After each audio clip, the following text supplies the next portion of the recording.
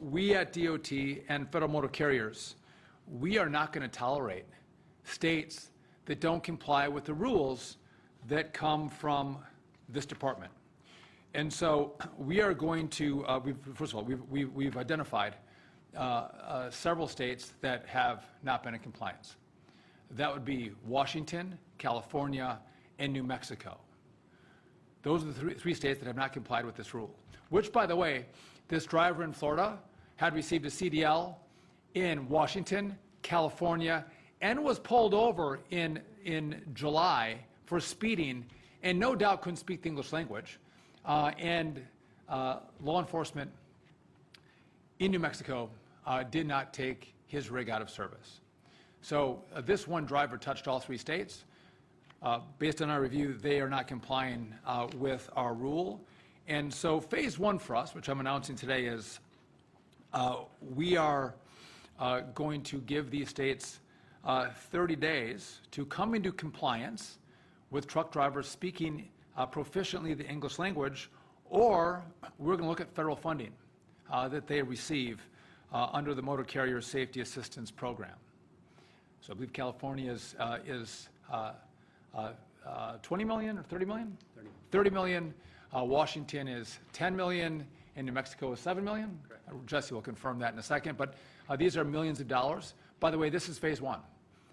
There are other actions that we can take to make sure states comply, and hopefully in the next 30 days we won't have to withhold any money from them, but if they don't come into compliance, we will start with withholding this money, and then we will take additional steps to guarantee compliance. And this is not, just to be clear, this is not just about saying we have some obscure rule that we want them to comply with, that truck drivers speak English proficiently. This is about keeping people safe on the road. Your families, your kids, your spouses, your loved ones, your friends, we all use the roadway. And we need to make sure that those who are driving big rigs, semis, can understand the road signs, that they've been well trained, and that when they're pulled over by law enforcement, they're stopped by law enforcement, or there's a crash and law enforcement responds, they can effectively communicate what they have on their rig. There might be a history that they have to be able to communicate to law enforcement when they're pulled over or there's an accident. And if they can't do that, that creates a significant issue for the traveling public. And so this is step one. And again, we hope there'll be compliance in the next 30 days. If not, we'll take additional steps. With that, I do want to turn it over to our Chief Counsel from Motor Carriers, Jesse Ellison, to talk a little more about what our plan is and how we're going to move forward. Jesse. Thank you, Mr. Secretary.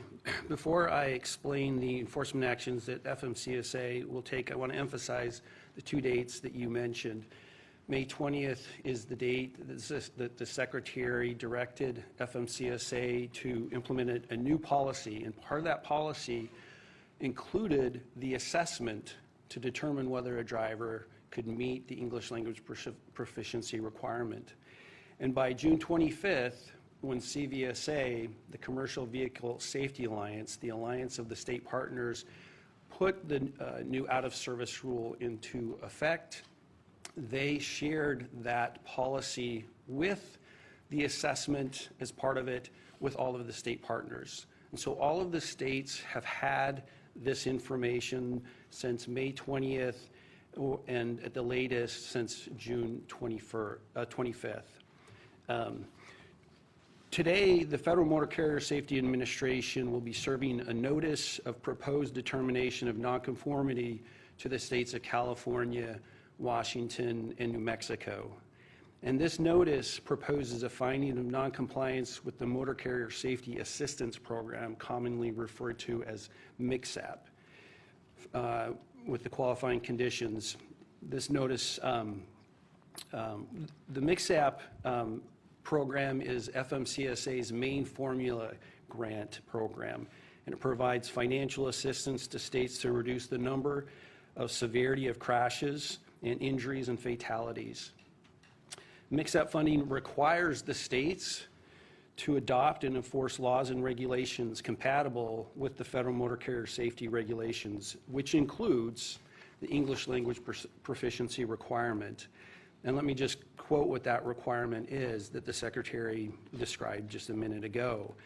But commercial drivers must be able to read and speak the English language sufficiently to converse with the general public, to understand highway traffic signs and signals in the English language, to respond to official inquiries, and to make entries on reports and records.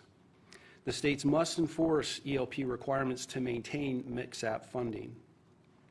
Even before the tragic accident in Florida, taking 3 lives, FMCSA reached out earlier this month to all of the state partners and asked a couple of questions. We were reviewing the enforcement data, and we wanted to know what your plan was, and if you did not have a plan, what actions you were taking to deprioritize your non-enforcement actions. And so we took that feedback and reviewed that in combination with the data that we were reviewing, and part of that data that I'll share with you right now. But those answers were critical in determining these notices to California and Washington and New Mexico because they didn't have a plan, or they hadn't communicated with us the steps that they would take to deprioritize what they weren't doing. What we found in determining California between the enforcement date of June 25th and August 21st, so through last week, was that California has done about 34 investigations where they actually cited a violation, and one of those involved the English language proficiency requirement. Very importantly, California inspected over 20 drivers who had previously been cited in other states for an English language proficiency violation and were taken out of service. So what that means is subsequent to that violation, they drove again in California, and California did not honor that previous violation. In Washington, there have been, over that time period from June 25th to August 21st, about just over 5,000 inspections that resulted in a violation, 6 of which did have the ELP requirement, 2 of which were not properly done within the commercial zones. But like California, Washington had at least 4 drivers come into their state who had previously been cited for an ELP requirement violation and put out of service. And they did not respect and honor that previous violation. In New Mexico, over that same time period from June 25th to August 21st, New Mexico has provided 0 violations out of over about 5,000 inspections. And like Washington and California, drivers came into New Mexico, about at least 7 drivers who had previously been cited and put out of service for the English language proficiency requirement, and yet New Mexico, just like Washington and California, did not honor that previous violation and returned them out of service. Just to underscore this point, if an out-of-service violation could be various citations, it could be breaks. No state officer is going to look at a previous citation of a brake violation in a state a month before they're doing their inspection and then just not inspect the brakes and just let that driver go on their way. And yet, all 3 of these states are doing that.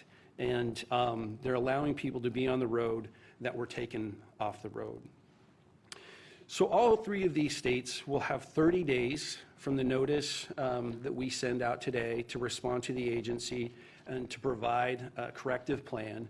And after that 30 days, FMCSA will make a final determination of nonconformity and impose the appropriate sanctions that can be up to withholding all of the MCSAP funding. And as the Secretary said, that's just over, I think, $33 million in California, 10.5 million in Washington, and I think 7 million in New Mexico. We anticipate all of the states coming in compliance. We do not want to penalize the states. We want the states to comply and to enforce the English language proficiency requirement, which is directly related not only to the safety of the citizens of their states, but the citizens of all of the states around all of the United States with drivers driving into those states. And that's, that covers the notices. Wonderful. Just as a quick note, we have so many great people who work here at DOT. Jesse and I have worked arm in arm for the last 7 months together. You haven't met Jesse yet. You met him today, but this is the hard work and the dedication that our team puts in to make sure our rules and regulations are appropriate to keep people safe. I just want to, I'll take your questions in a moment, but again, we have drivers that were taken out of service because of English language proficiency. They go to one of these 3 states and they're pulled over again. So their records are run by law enforcement. Of course, that's what law enforcement does. And so law enforcement in those states sees this is a flashing light. Listen, this person, this driver was taken out of service in a different state because they couldn't speak English. And what do? Nothing. They turn them loose, put them back on the road. We've also asked for plans from these 3 states to which they have not provided them, which has indicated to us that there has not been a willingness to comply with this rule. And so this is phase 1. We do want compliance. We don't want to take away money from states. But we will take money away and we'll take additional steps that get progressively more difficult for these states. There's a lot of great tools that we have here that we don't want to use. We just want to keep drivers safe, not in just red states. Americans drive in all states. And California, Washington, and New Mexico, Americans drive in, and they deserve to be safe in those states like in every other state. So with that, I will take a couple of your questions. Yes? I'm Pavan Achari with Politico. You referenced that this announcement is phase 1. What are the issues that you would like to take to see this forward? So this is the only phase I want to take. And we're giving 30 days for compliance because I don't want to take away their money. I don't. I want them to get these resources. But if not, this will be phase 1. I'm not going to lay out all of the phases that we have, tools that we have to garner compliance, but we have wonderful tools that will make it very challenging for states to do business if they don't comply. And I had a follow-up. So 19 states in the District of Columbia currently don't consider immigration status when issuing commercial driver's licenses. Is DOT looking into ways to make those states consider immigration status when issuing commercial driver licenses, and if so, how? So again, Jesse, you might have a different answer, or we'll supplement mine. We need congressional assistance on this, but of course, I do think we should be a U.S. citizen or be legally in this country if you're going to drive. We have a number of other issues that we deal with our partners to the north and to the south that we are trying to unpack and make sure our laws are complied with. As I've found out very quickly from Jesse, this gets very complicated very quickly. But we are putting every asset in place to make sure that we get compliance and get anyone who drives in America to follow the law. Jesse, do you have a? I would just add that the rules are very clear on what's required of issuing a CDL and a non-domiciled CDL. And those requirements are a very important part of the national audit that we're doing with the issuance of those licenses. Yes. Where are you at with the audit? We're making progress, and we'll have some updates in the very near future. But we've done a number of states. We still have a lot of states to do, but we do, and we'll have an update in the very near future on that. And then in some of my reporting, it's come to my attention that there are with the ELP that can only be enforced by CPSA inspectors. That in states like Wyoming, I was listening to a hearing last week. They're trying to pass a state law because state policemen or sheriffs can't pull someone over for violation of an ELP, and it's happening. They're going in different areas that aren't the interstates. Is that correct? Is that your understanding as well? No, that's not correct. Both the federal enforcement and the states can enforce ELP violations and do. What's really important is that the CVSA, or the Commercial Vehicle Safety Alliance, they are the ones who set the standards for the North American out-of-service criteria. And that's why it was significant for them to start that date of enforcement on June 25th. And so, You don't have to be a federal inspector and do an inspection to pull them off the road. It can be a sheriff's. yeah, most of our partners are state and local partners that are performing the ELP assessments. And just real quick, the assessment actually only is triggered when there's a challenge to communicate. It's not something that's just always done. But if there's a challenge in communication, then there's this two-step assessment process that is part of the policy that we issued and that CVSA incorporated into their guidance. And one last question. Okay, so the violations of the out-of-service orders that you mentioned in the 3 states, do you know were those like non-domicile, work visa CDLs, or? So those issues are separate issues. I do have an idea on some of those issues, but those are separate, the CDL and the visa and immigration. And so that we are addressing those issues, and in the future we'll have more to say about those. But right now we're sending out notices limited to English language proficiency, the English language proficiency requirement, and the nonconformity with that requirement. From the UK. My first question is, what methods of standardization are used for the EOP assessments, and when was the methodology established? Yeah, that's a great question. And so on May 20th, when the Secretary directed FMCSA to issue the guidance, that's when it was established. And so it's uniformity, there's a lot of attention paid to that. And so and again, this is why I mentioned these 2 dates, is part of that guidance includes a 2-step assessment to determine whether or not that requirement, 391.11B1, is met.